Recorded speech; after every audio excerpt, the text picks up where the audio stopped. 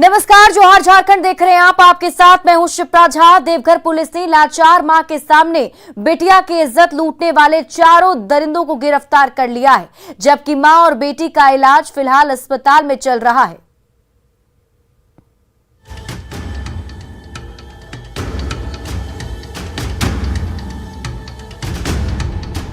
Deoghar police ने लाचार मां के सामने मासूम बिटिया की इज्जत तार तार करने वाले 4 दरिंदों को गिरफ्तार कर लिया।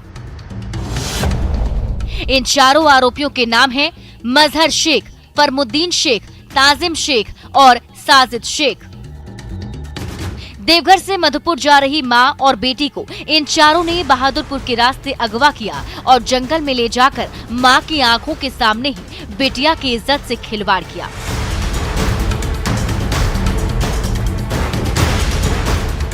देवघर पुलिस की एसआईटी तुरंत एक्शन में आई और वारदात के 24 घंटे के अंदर चारों को दबोच लिया। कल एक स्पेशल इन्वेस्टिगेशन टीम का गठन किया गया था एसडीपीओ मधुपुर के नेतृत्व में, और मेरे द्वारा भी जाके उसमें इन्वेस्टिगेशन किया गया है। इन्वेस्टिगेशन में अभी तक 4 अभियुक्तों की गिरफ्तारी हुई है। बहादुरपुर के जंगल में हुई सनसनीखेज वारदात ने देवघर ही नहीं पूरे झारखंड में उबाल ला दिया। पुलिस की सुस्ती पर सवाल उठने लगे। क्या देवघर में मां और बेटियां सुरक्षित नहीं रह गई हैं? पर देवघर पुलिस ने सारे सवालों का जवाब देते हुए अपराधियों को दबोचने में थोड़ी भी देर नहीं की और गुप्त ठिकाने में छिपे बैठे चारों अपराधियों को उनकी मांद से ढूंढ ही निकाला। एसपी ने दावा किया कि आरोपियों को कड़ी से कड़ी सजा दिलाई जाएगी। और घटनाक्रम में पीड़िता और उसकी मां के साथ मारपीट के मामले की अभी तक पुष्टि हुई है। अन्य बिंदुओं पर अभी छानबीन जारी है। देवघर में मां और बेटी के साथ हुए बर्बर अत्याचार ने कई गंभीर सवाल खड़े कर दिए हैं। हालांकि देवघर पुलिस ने अपराधियों को गिरफ्तार कर लिया है, पर इस वारदात ने देवघर पुलिस की कार्यशैली पर दाग जरूर लगा दिया। मनीष दुबे, न्यूज़ 18, देवघर। धनबाद में अवैध लोहा और कोयला के कारोबार को लेकर वर्चस्व की लड़ाई थमने का नाम नहीं ले रही है। ताजा मामला बाघमारा अनुमंडल से जुड़ा है, जहां 2 गुटों के बीच वर्चस्व की लड़ाई को लेकर एक युवक को गोली मार दी गई। गंभीर हालत में उसे दुर्गापुर रेफर करने की तैयारी चल रही है। पुलिस ने 5 नामजद और एक अज्ञात पर एफआईआर दर्ज किया है। फायरिंग बरोरा के डुमरा फुलारी टाण रोड पर हुई। जिस युवक को गोली लगी उसका नाम विशु चक्रवर्ती है। उसका भी आपराधिक इतिहास रहा है। 11 बजे वो फुलारी टाउन से वापस घर लौट रहे थे। इसी बीच में 2 मोटरसाइकिल वाले आए, जिसमें एक व्यक्ति बैठा हुआ था कन्हाई महतो और 4 और अन्य लोग थे, एक अज्ञात था। इस तरह 6 लोग थे और उन्हें अचानक गोली मार दिया, जिसमें एक जो विशु चक्रवर्ती उसका पीठ में गोली लगी है और दूसरा उसका दोस्त था विक्की वर्मा, उसको हाथ में गोली लगी है। वो हम लोग अनुसंधान कर रहे हैं और जगह जगह पर छापामारी कर रहे हैं, कुछ न कुछ गिरफ्तारी होगी। देवघर के समवेल बाजार में 6 अपराधियों ने कुख्यात बाबा परिहस्त ग्रुप के सदस्य राहुल परिहस्त को गोली मारकर भाग निकले। गंभीर रूप से घायल राहुल परिहस्त को देवघर सदर अस्पताल में भर्ती कराया गया। देवघर के एसपी ने शुरुआती जांच में आपसी रंजिश की आशंका जताई है। एसपी ने दावा किया कि जल्द ही मामले का खुलासा कर लिया जाएगा। राहुल परिहस्त नाम का अपराधी है, जिसको बाबा परिहस्त गैंग का सदस्य बताया जा रहा है। उसके हाथ में और कमर में गोली लगने की सूचना है। अभी वो इलाजरत है और पुलिस इसमें इन्वेस्टिगेट कर रही है एग्जैक्टली क्या पता है। राजस्थान से पश्चिम बंगाल जा रही बस गिरिडीह के गांवा में दुर्घटनाग्रस्त हो गई। जयपुर से बस पर सवार ये श्रद्धालु तीर्थ यात्रा पर पश्चिम बंगाल के गंगा सागर जा रहे थे। जैसे ही ये बस गांवा के पास पहुंची, पलटकर सड़क किनारे गिर गई, जिसमें 1 दर्जन से ज्यादा श्रद्धालु घायल हो गए। इसमें से एक की हालत बेहद गंभीर बताई जा रही है। सभी घायल सदर अस्पताल में भर्ती कराए गए हैं। कहाँ जा रहा था? गंगा सागर। गंगा सागर किस लिए? घूमने के लिए, दर्शन करने के लिए। एक्सीडेंट कहाँ पर हुआ? यहाँ पे इधर गाँव में। कितना लोग घायल हुए?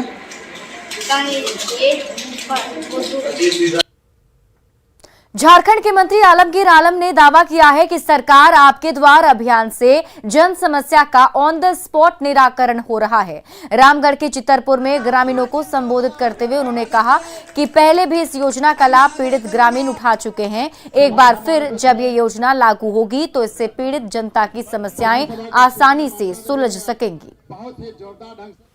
ये योजना लोगों को फायदा पहुंचाए और इस योजना को एक बार नहीं साल में 2 बार रिन्यूअल होनी चाहिए, ताकि समीक्षा के माध्यम से हमको ये जानकारी मिले जो कितना और छुटा हुआ और कितना छुटा हुआ है। और हम धन्यवाद देना चाहिए हमारा माननीय मुख्यमंत्री हेमंत सोरेन जी को, उन्होंने दोबारा इसको लॉन्च किया है और कल उसका आवाज हुई है, तो कल हम लोग उसको करेंगे।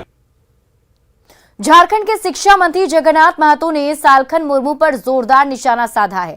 बोकारो में उन्होंने कहा कि सालखन मुर्मू गुरुजी की पैरों की धूल के बराबर भी नहीं है। उन्होंने ये भी कहा कि पूर्व जेएमएम विधायक अमित महतो और उनकी पत्नी ने पार्टी छोड़कर खतियानी पार्टी बनाई, पर मांडर उपचुनाव में धूल चाटनी पड़ी। अमित महतो जी सिल्ली का विधायक, पूर्व विधायक, गुरुजी का आशीर्वाद से दोनों पति पत्नी एमएलए बना। अभी मांडर में खतियानी पार्टी नाम से चुनाव लड़ा, कितना वोट आया? 1000 पार नहीं किया। तो सालखन मुर्मू है कहाँ? गुरुजी के आगे सालखन मुर्मू धूल के बराबर नहीं है। रामगढ़ नगर परिषद के उपाध्यक्ष मनोज महतो ने 4 लेन के किनारे सरदार पटेल की मूर्ति लगाने की मांग की। पिछले दिनों गिरिडीह के सांसद चंद्र प्रकाश चौधरी ने पटेल की मूर्ति के लिए भूमि पूजन किया था, पर उस जमीन पर विवाद हो गया तो आजसू ने एनएचएआई और ठेकेदार से सरदार पटेल की मूर्ति के लिए जगह देने की मांग की। फ्लाईओवर निर्माण के चलते सरदार पटेल की मूर्ति हटा दी गई थी, तब से आजसू की ओर से मूर्ति लगाने के लिए आंदोलन किया जा रहा है। प्रशासन और एनएचआई और संवेदक हम लोग का मूर्ति दूसरे जगह परिवर्तित करने के लिए बोला था, इसलिए हम चाहते हैं कि एनएचआई और संवेदक मिल करके हम लोग का मूर्ति का माने जगह दिया जाए। और रामगढ़ के खाता नंबर 45 पर सरदार पटेल की प्रतिमा लगाने को लेकर खड़े हुए विवाद के बीच प्रशासन ने धारा 144 लागू कर दी है।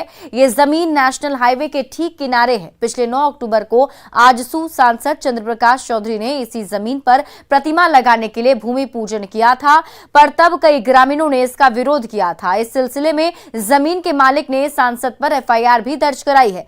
बढ़ते विवाद के बीच रामगढ़ के एसडीओ ने जमीन पर धारा 144 लागू कर दी और जवानों को भी तैनात किया गया है। इस मामले में आजसू और कांग्रेस आमने सामने है। बोकारो हॉस्पिटल वेलफेयर एसोसिएशन ने डॉक्टर इरफान अंसारी पर हुए हमले का जल्द खुलासा करने की मांग की। एसोसिएशन के अध्यक्ष प्रभात रंजन ने बोकारो के एसपी को ज्ञापन सौंपा और कहा कि डॉक्टर इरफान अंसारी पर हुए हमले से बोकारो में चिकित्सक बेहद चिंतित हैं। उन्हें अपनी सुरक्षा की चिंता सता रही है। जो इरफान सर पे गोली चली, इसको लेकर के हमारा चिकित्सक समाज, हमारा पैरा मेडिकल स्टाफ और हमारे हॉस्पिटल के जितने भी लोग हैं वो लोग अंदर से भयभीत हैं, बहुत दुखी हैं और हर लोग डरे सहमे हुए हैं ये सोच करके कि पता नहीं मेरा नंबर कब आ जाए। तो इसी संदर्भ में हम लोग सर से सुरक्षा की मांग किए और इस मामले का जल्द से जल्द उद्भेदन हो, उसी चीज़ के लिए हम लोग सर से एक ज्ञापन सौंप करके उनसे मांग रखते हैं। झारखंड में 27% ओबीसी रिजर्वेशन की घोषणा के बावजूद निकाय चुनाव में पीछे हटने के कैबिनेट के ताजा फैसले से सियासत गर्मा गई है। विपक्षी दलों ने सरकार पर निशाना साधा है।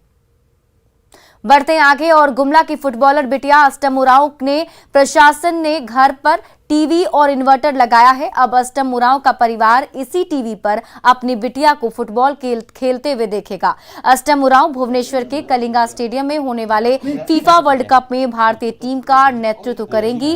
इस टीम में झारखंड की 6 बेटियां अपना दमखम दिखाएंगी। सबसे पहले हम उनको बधाई और शुभकामनाएं देते हैं कि जीत के आए और नाम रोशन तो कर ही रही हैं और हमारा गौरवान्वित का पल आएगा जो वो लोग जीत के आएंगे, उसके लिए शुभकामनाएं उनको। और रही बात की जिला प्रशासन की ओर से हम लोग हर संभव उनको मदद करने के लिए तैयार हैं।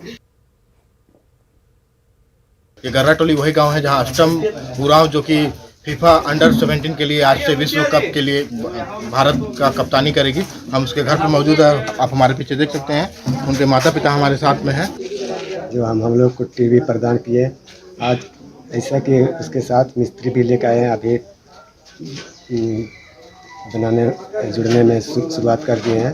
तो आज हम बेटी का पहला खेल अंतर्राष्ट्रीय जिला परिषद में लाइन के गिन हनकर घर में लगा था एक टीवी मन छुआन टीवी से देखा कोई कि हम के गिन सरसत रहे जान से, लेकिन बोली मन तो लाइन के खन फिटा था टीवी के गिन, तो एखन छुआन के देखा भान के बहुत खुश लगते हैं। जो अष्टम उरांव के माता पिता है वो दोनों काफ़ी खुश है। इनके घर में टीवी नहीं थी, लेकिन हालांकि खबर चलने के बाद प्रशासन हरकत में आया और टीवी लगा दिया। पूरे गांव के लोग एक साथ में बैठ करके बेटी, जो गांव की बेटी अष्टम उरांव, उसका खेल देख पाएंगे। रुपेश कुमार भगत, न्यूज़ 18 गुमला। झारखंड के सूखा पीड़ित किसान मदद के लिए सरकार की ओर टकटकी लगाए हुए हैं, पर मदद के नाम पर सिवाय घोषणा और आश्वासन के अब तक कुछ भी नहीं हो सका।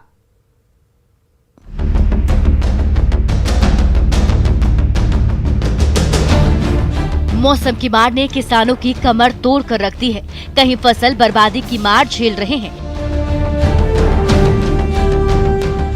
तो कहीं खेत बंजर पड़े हैं। देर से हुई बारिश ने किसानों की मेहनत पर ही पानी फेर दिया। फिर भी जिन किसानों ने कर्ज लेकर फसल लगाने की हिम्मत जुटाई, वो अब हताश और निराश हो गए हैं, क्योंकि सोना उगलने वाले उनके खेतों में अब भी उतनी पैदावार नहीं हुई जितनी उन्हें उम्मीद थी। अब तो परिवार का पेट भरना मुश्किल हो गया है, तो भला कर्ज कहां से चुकाएं? पानी लेट से गिरा, जो करते थे बीज जो तो टाइमिंग जो रोपते हैं वो ऐसा नहीं हुआ।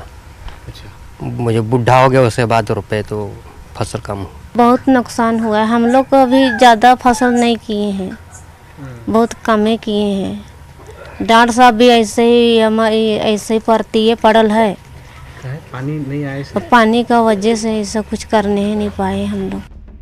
झारखंड में सुखाड़ के हालात और सूखा पीड़ित किसानों की मदद को लेकर राज्य सरकार 3 महीने से मंथन कर रही है। कृषि सचिव से लेकर कृषि मंत्री और मुख्यमंत्री तक सुखाड़ को लेकर ताबड़तोड़ बैठकें कर चुके हैं, जिसमें सुखाड़ पीड़ित 150 प्रखंडों पर राहत और बचाव कार्य चलाने पर चर्चा तो जरूर हुई, पर अब तक सूखा पीड़ित किसानों के हाथ राहत के नाम पर एक चवन्नी तक नहीं पहुँच सकी है। अब ये किसान क्या करें? अपना पेट भरें या कर्ज चुकाएं?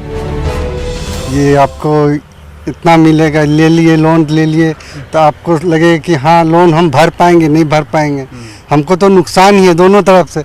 अगर फसल नहीं हुआ तो उसमें भी नुकसान है, अगर लोन लिए हैं तो उनको भी भरना भी नुकसान ही है। झारखंड के सूखा पीड़ित किसान मदद की आस लिए सरकार की ओर टकटकी लगाए हुए हैं, पर सरकारी अफसर हैं कि अब तक प्रभावित प्रखंड और गांव की सूची बनाने में ही व्यस्त हैं। आखिर पीड़ित किसानों तक समय पर मदद नहीं पहुंचेगी तो इस सारी कवायद का क्या फायदा होगा? अविनाश कुमार, न्यूज़ 18 रांची। देवघर के लक्ष्मी नारायण मंदिर में उज्जैन के महाकाल कॉरिडोर के लोकार्पण समारोह का लाइव प्रसारण किया गया, जिसे देवघर के विधायक नारायण दास के साथ साथ बड़ी संख्या में आम लोगों ने भी देखा। देवघर वासियों ने प्रधानमंत्री नरेंद्र मोदी की इस पहल की सराहना की। इस पर और अधिक जानकारी दे रहे हैं न्यूज़ 18 संवाददाता मनीष दुबे।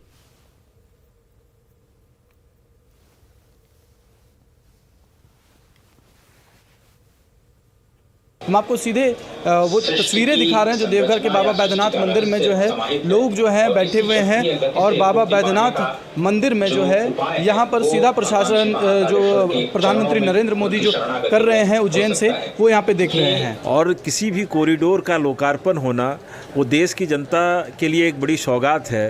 पहले जय केदार का हुआ, फिर काशी विश्वनाथ का हुआ, आज महाकाल का हो रहा है, और विश्व स्तरीय सुविधा भक्तवत्सलों को दी जा रही है। विकास का जो पैमाना है वो यहाँ की सरकार पूरा कर नहीं पा रही है। जैसे केंद्र सरकार ने उस योजना को लाया, उसका पूरा लाभ जनता को मिलना चाहिए था, यहाँ की सरकार उसको पूरा नहीं कर पा रही है, उसका साज सज्जा नहीं कर पा रही है। चाहे वो केदारनाथ की बात कहें, चाहे काशी की बात कहें, चाहे आज महाकाल की बात करें, सभी जगह कॉरिडोर का निर्माण कराया गया है और जहां जो जगहें कम होती थी वो विस्तार करके आज प्रधानमंत्री नरेंद्र मोदी देश को एक बड़ी सौगात दे रहे हैं। मनीष दुबे, न्यूज़ 18 देवघर।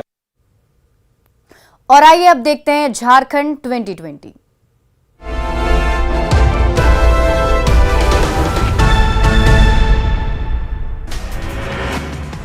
गुमला बिशनपुर मार्ग पर बॉक्साइट ट्रक हुआ अनियंत्रित। ट्रक में ड्राइवर और खलासी समेत 4 लोग थे सवार। सभी लोगों ने कूदकर बचाई अपनी जान।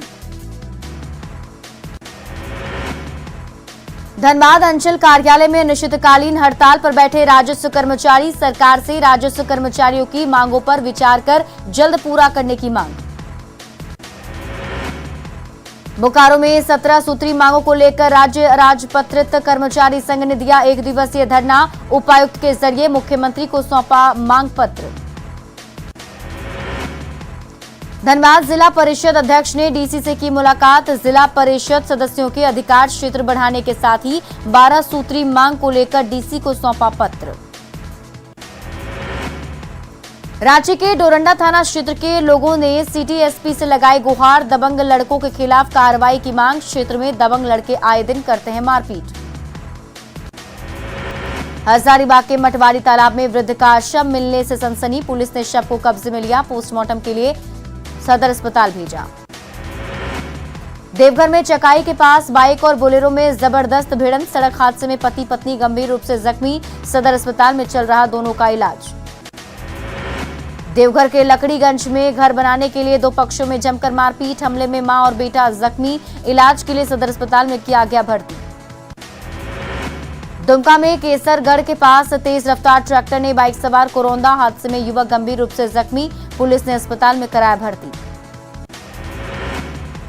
गोड्डा में एसपी के आदेश पर चलाया गया सघन चेकिंग अभियान। पुलिस ने कई गाड़ियों की जांच की। धनबाद में अराजपत्रित कर्मचारी संघ ने अपनी मांगों को लेकर दिया धरना। मांग पूरी नहीं होने पर हड़ताल करने की दी चेतावनी। गोड्डा में महागामा के फिरोजपुर गांव में सड़क के अभाव में बढ़ी लोगों की परेशानी। नाला नहीं बनने से रोड पर लगा रहता है घुटना भर पानी। रामगढ़ में पंचायती राज मंत्री आलमगीर आलम का जोरदार स्वागत। कांग्रेस कार्यकर्ताओं ने फूलमाला पहनाकर किया मंत्री का स्वागत।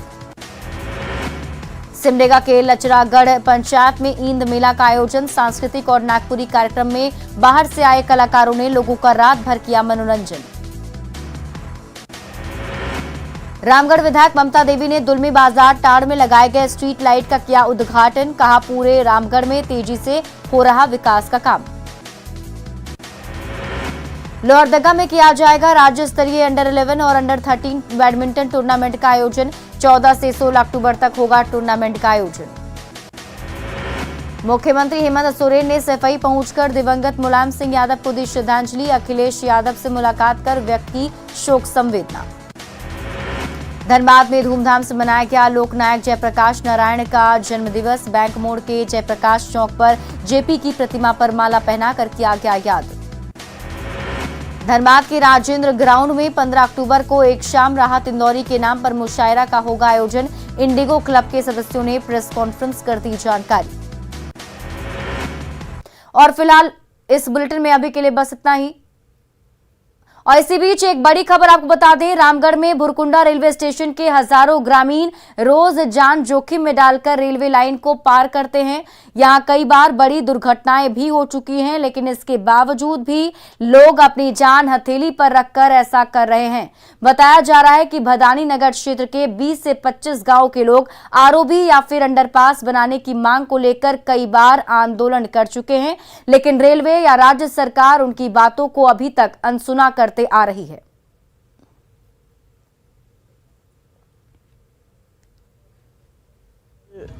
20-25 गांव का मुख्य रास्ता यही है और रास्ता रहने के बाद भी जो है यहाँ तरह से रेलवे द्वारा जो बनाया गया रेलवे पटरी, ये हम लोग को रास्ता को भी अधिग्रहित कर लिया। उसके समुचित को व्यवस्था नहीं दिया रेलवे ना झारखंड सरकार। हम लोग इतना तरह का आंदोलन किए, मांग किए, लेकिन कोई सुनवाई नहीं होता है। उल्टा जो हम लोग को वैकल्पिक रास्ता था उसको भी रेलवे द्वारा पिलर गाड़ के और परेशानी डाल दिया गया। तो देखिए ना 24-25 गांव का आवन गमन है, ऐसे बहुत तरह का मतलब धरना प्रदर्शन भी हुआ है, ब्रिज भी मांगा गया, अंदर ग्राउंड भी मांगा गया, मगर सुनवाई कहीं से नहीं हुआ। और बहुत अच्छा व्यवस्था है यहाँ, बहुत कम लागत में ब्रिज भी बन सकता है, बहुत कम लागत में अंदर ग्राउंड भी बन सकता है। क्योंकि हमारे 20 गांव से आना जाना यहीं पे करते रहते हैं, इसमें ओवरब्रिज बनना चाहिए ताकि यहाँ दुर्घटनाग्रस्त होते रहता है हमेशा। क्योंकि हम सरकार से ये चाहते हैं कि मेरा यहाँ ओवरब्रिज बने ताकि किसी का कुछ ना हो, हानिकारक भी ना हो। वही 20 गाँव 20-25 गाँव। और फिलहाल इस बुलेटिन में अभी के लिए बस इतना ही। आप देखते रहिए न्यूज़ 18 बिहार झारखंड।